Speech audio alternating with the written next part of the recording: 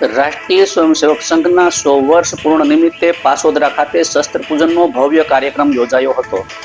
નમસ્કાર, સહજ ન્યૂઝ સાથે હું છું ગોપાલ ભેસાણિયા.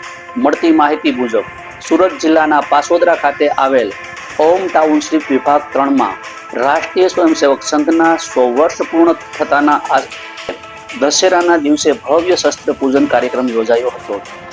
આ કાર્યક્રમની શરૂઆત પ્રાર્થના સાથે કરવામાં આવી હતી. ત્યારબાદ પરંપરાગત વિધિ મુજબ શસ્ત્ર પૂજન કરતા સમગ્ર પરિસરમાં દેશ પ્રેમ અને શિસ્તનું વાતાવરણ છલકાઈ ગયું હતું. આ પ્રસંગે કૌશલમ ઈટેકનો ઇન્ટરનેશનલ સ્કૂલના R&D વિભાગના વડા જય કોટડિયા સરે પ્રેરણાત્મક સંબોધન કરતા જણાવ્યું હતું કે સમાજને ખરાબ કરનાર વિચારો રૂપી રાવણનું દહન કરવું જરૂરી છે.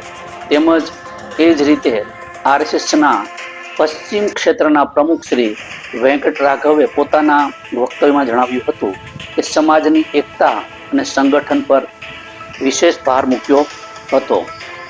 પાસોદરા નગર કાર્યવાહ અજય ચાંચડ, કૌશલમ ઈટેકનોના ટ્રસ્ટી સૌજીભાઈ પાઘડા તથા RSSના હોદ્દેદારો ઉપસ્થિત રહ્યા હતા.